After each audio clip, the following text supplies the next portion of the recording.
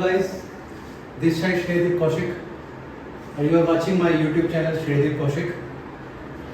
आज मैं एक टॉपिक कवर कराने जा रहा हूँ जो 7th में भी पूछता है, 8th क्लास में भी पूछता है और 10th क्लास में भी पूछता है। टॉपिक का नाम है digestive system. Digestive system Hindi में इसको पाचन तंत्र बोलते हैं। हिंदी मीडियम वालों के लिए और इंग्लिश मीडियम वालों के लिए दोनों के लिए वीडियो होने वाली है, तो पूरी वीडियो देखना जरूर जारी रखें। सबसे पहला elementary canal. Elementary canal basically हमारा होता है पाचन नली, और उसके बाद हमारे प्रोसेस में जो डाइजेस्टिव सिस्टम में पार्ट्स आते हैं वो आते हैं buccal cavity, oesophagus, stomach, small intestine, large intestine, rectum और एनस। ये हमारे पार्ट्स होते हैं डाइजेस्टिव सिस्टम के। मैं हिंदी में भी एक बार बोल देता हूँ, मुख गोइका, ग्रास नलिका, अमाशय, छोटी आंत, बड़ी आंत और हमारा मलाशय और मलद्वार। ये सारी चीजें हमारी पाचन तंत्र के अंदर आती है। चलो अब हम स्टार्ट करते हैं one by one.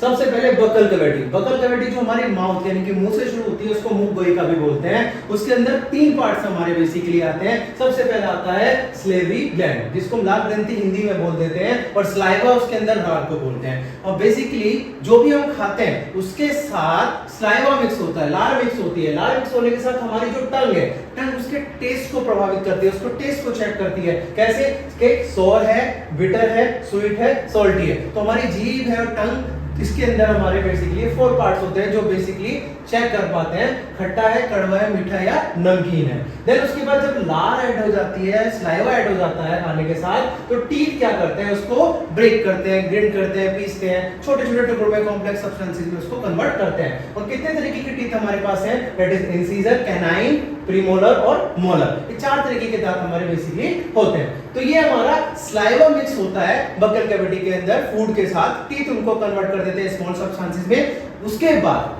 Next process है इसका ओसोफेगस, जिसको हम फूड पाइप भी बोल देते हैं। फूड पाइप के थ्रू वो हमारा स्टमक के अंदर एंटर कर जाता है। अब स्टमक के बाद स्टमक यानी कि अमाशय, अमाशय जो होता है हमारा स्टमक होता है, वो होता है बच्चों जे शेप का। किसका होता है? जे शेप का।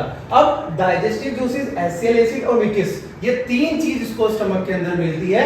डाइजेस्टिव जूस को हम हिंदी में बोल देते हैं पाचन रस, एसियल एसिड को बोल देते हैं हाइड्रोक्लोरिक एसिड अम्ल, ठीक है, और म्यूकस को बोलते हैं श्लेष्मल, जो हमारी स्टमक के अंदर पाए जाते हैं। अब वन बाय वन पढ़ लेते हैं इसका काम क्या है। देखो जे शेप का हमारा स्टमक होता है बेसिकली, और सबसे मेन पार्ट होता है हमारी बॉडी का, हमारे शरीर का पाचन तंत्र का, डाइजेस्टिव सिस्टम का। तो डाइजेस्टिव जूसेस उसको मिलते हैं स्टमक के अंदर। बहुत सारे डाइजेस्टिव जूसेस हमारे स्टमक के अंदर उस पे वर्क करते हैं। और सेकंड होता है हमारा एसियल एसिड। अब एसियल एसिड और उनका काम होता है जो भी बैक्टीरिया हम फूड के थ्रू इंटेक कर रहे हैं, हमारे स्टमक में पहुंच रहे हैं, उनको ये क्या कर देता है, किल कर देता है। क्या करता है? किल कर देता है। और म्यूकस का काम क्या होता है? म्यूकस जो स्टमक की इनर लाइनिंग होती है, जो इनर लाइनिंग होती है उसको क्या करता है? प्रोटेक्ट करता है, सुरक्षा देता है उसको भारी फूड या भारी बैक्टीरिया, भारी वायरस से उसको बचाता है। और काम क्या होता है भाई, जब स्टमक का काम इतना सारा हो गया तो वो क्या करेगा, सारी चीजों को डाइजेस्ट करने के बाद जूसेस के थ्रू उसको प्रोटीन में सिंथेसाइज कर लेता है, देन हमारे ब्लड के अंदर चला जाता है और वही हमें न्यूट्रिएंट्स मिलते हैं। नेक्स्ट जो होता है बड़ा इंपॉर्टेंट डाइजेस्टिव सिस्टम में सबसे इंपॉर्टेंट जो है वो स्टमक के बाद आता है स्मॉल इंटेस्टाइन, जिसको समझना बहुत जरूरी है। और इस पे आप यकीन नहीं करोगे, एवरी ईयर 2 से 3 क्वेश्चन बनते हैं। जिसको ये अच्छे से समझ में आ गया वो डाइजेस्टिव सिस्टम बहुत अच्छे से समझ जाएगा, ये मेरी आपको गारंटी है। स्मॉल इंटेस्टाइन, क्षुद्रांश, छोटी आंत जिसको बोलते हैं, उसकी लंबाई होती है 7.5 मीटर लॉन्ग। एमसीक्यू में पूछे जाने वाला क्वेश्चन है, तो उसकी लंबाई कितनी होती है? 7.5 metre long. Next, longest gland of the body, it is the longest gland of the body. ये भी एमसीक्यू में पूछता है, तो उसका आंसर होगा स्मॉल इंटेस्टाइन। क्या आंसर होगा बच्चों? Small intestine, longest gland of the body. उसके बाद ये करता है 2 पार्ट्स कंक्लूड, एक इसके अंदर लीवर होता है, एक इसके अंदर पैनक्रियाज होता है। हिंदी में इसको यकृत बोलते हैं, इसको अग्नाशय बोलते हैं। और बेसिकली जो लीवर होता है वो स्टमक के ऊपर वाले पार्ट पे होता है, स्टमक के ऊपर वाले पार्ट पर होता है और राइट साइड में होता है। यानी कि ऊपर जो होगा वो लीवर होगा, वो राइट साइड में होगा। और जो पैनक्रियाज होती है वो स्टमक के लोअर पार्ट में होती है, नीचे वाले पार्ट में होती है। किसके?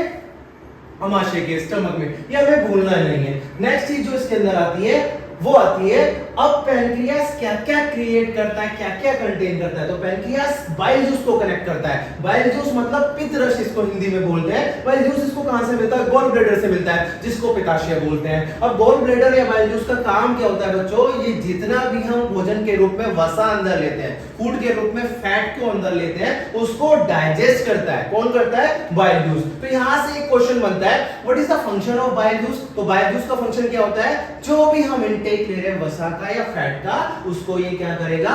डाइजेस्ट करेगा। क्या करेगा बच्चों? डाइजेस्ट करेगा। नेक्स्ट जो पार्ट आता है इसका, वो आता है पैनक्रियाटिक जूस। पैनक्रियाटिक जूस का भी काम क्या है? डाइजेशन का काम होगा। लेकिन वो जितने भी बॉडी के अंदर न्यूट्रिएंट्स जाते हैं, कार्बोहाइड्रेट जाता है, फैट जाता है, प्रोटीन जाता है, इन सबको सिंपलर फॉर्म में बदल देता है। किसमें बदल देता है?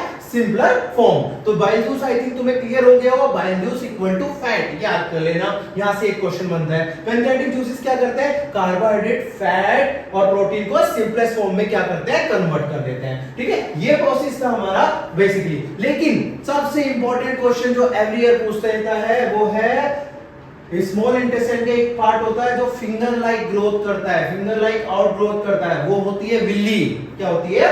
विल्ली। विल्ली का काम क्या है? वो स्मॉल इंटेस्टाइन के सरफेस एरिया को बढ़ा देता है। सरफेस एरिया को क्यों बढ़ाता है? क्योंकि उसको करना होता है एब्जॉर्प्शन। क्या करना होता है?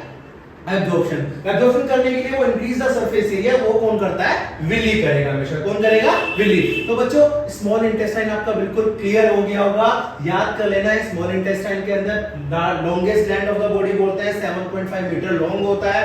उसके दो पार्ट्स होते हैं, लीवर और पैनक्रियास। लीवर जो होता है वो स्टमक के ऊपर राइट हैंड साइड में होता है, पैनक्रियास जो होता है वो लोअर पार्ट में होता है स्टमक के। ठीक है, pancreatic juices bile juice contain करता है और पैनक्रियाटिक जूसेस कनेक्ट करता है। बाइल जूस का काम क्या है? वो गॉलब्लैडर से जनरेट होता है, उसका काम आता है फैट को डाइजेस्ट करना। और पैनक्रियाटिक जूसेस क्या करते हैं? कार्बोहाइड्रेट, फैट, प्रोटीन, इन सब को क्या करते हैं? सिंथेसाइज करके कॉम्प्लेक्स फॉर्म में बदल देते हैं। और विल्ली का काम क्या है? हिंदी में इसको द्विग्रोम बोलते हैं। इसका काम होता है increase the surface area of the small intestine.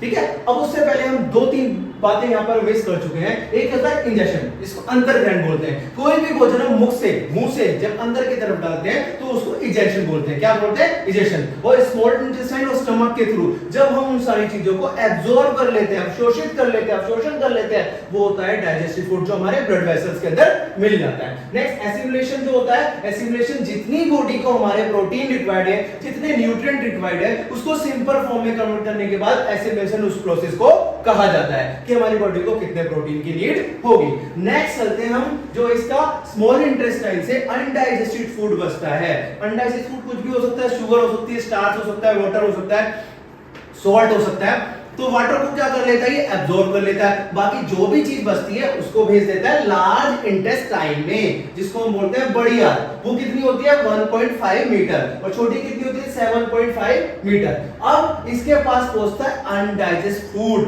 अपाचनीय भोजन, जिसमें वाटर क्या होता है? एब्जॉर्ब हो जाता है, सोख लेता है। जो बाकी का अनडाइजेस्टिव फूड या वेस्ट जो बचता है वो पहुंचता है लार्ज इंटेस्टाइन के बाद। अब लार्ज इंटेस्टाइन क्या करता है? जब उसको एब्जॉर्ब कर लेगा वाटर को, तो उसके बाद वो भेज रेक्टम। अब रेक्टम में हमारा जो वेस्ट है वो इकट्ठा होता रहता है, इकट्ठा होता रहता है। और जब एक टाइम के बाद उसका इकट्ठा होना क्या हो जाए? ज्यादा हो जाता है, तो वो रिलीज कर देता है, जिसको हम बोलते हैं एनस। और रेक्टम को हम बोलते हैं मलाशय, और एनस को बोलेंगे मलद्वार। अब एनस जो होता है वो हमारा मलद्वार होता है। एनस के थ्रू जो भी वेस्ट होता है, जो भी मल होता है, वो इकट्ठा होने के बाद रेक्टम के बाद वो एनस के थ्रू क्या निकल जाता है? बाहर निकल जाता है। अब जो बाहर निकलता है वेस्ट प्रोडक्ट, उस प्रोसेस को बोल देते हैं हम इजेक्शन। क्या बोल देते हैं बच्चों?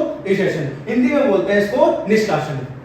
तो बच्चों एक बार क्विकली रिवीजन कर लेते हैं फटाफट, हमने क्या क्या पढ़ा है। मेन चीज हमने स्टार्ट करा बकल कैविटी से, जो हमारे मुंह से शुरू होता है। जब हम खाना अंदर डालते हैं मुंह से, तो उसको बोलते हैं इंजेक्शन, अंतर्ग्रहण बोल देते हैं। उसके बाद हमने पढ़ा जो बकल कैविटी मुंह का सबसे मेन पार्ट, वो तीन काम करते हैं उसपे, टंग, सलेवरी ग्लैंड और टीथ। ये तीनों जब भोजन को ओसोफेगस के थ्रू कहां भेज देते हैं? स्टमक में भेज देते हैं। स्टमक हमारा जे शेप का होता है। डाइजेस्टिव जूसेस, पाचन रस जो इसको मीट होता है वहां पर, एसिड एसिड में से होता है और म्यूकस मीट होता है। इनका मैंने तुम्हें बता दिया। अब उसके बाद हमने small intestine, that is the main part of the digestive system, 7.5 metre long होता है, longest gland of the body होता है। दो चीज क्रिएट करता है, लीवर और पैनक्रियास। लीवर जो होता है वो अपर पार्ट में होता है, हमारे स्टमक के राइट हैंड साइड में होता है, और पैनक्रियास जो होता है वो लोअर पार्ट में होता है। पैनक्रियास क्या है, जूस कनेक्ट करता है और बाइल जूस कनेक्ट करता है। स्पॉन्डिलाइजेशन का एक और पार्ट होता है जिसको फिंगर लाइक आउटग्रोथ बोलते हैं, जिसका नाम होता है विली। विली क्या करता है, सरफेस एरिया को क्या करता है, इंक्रीज करता है। उसके बाद सारी चीजें होने के बाद जब चीजें एब्जॉर्ब हो जाएंगी, प्रोटीन लिक्विड हो जाएगा, सिंपल फॉर्म में कन्वर्ट हो जाएगा, हमारे ब्लड के अंदर मिलके हमारी बॉडी के डेवलपमेंट, ग्रोथ और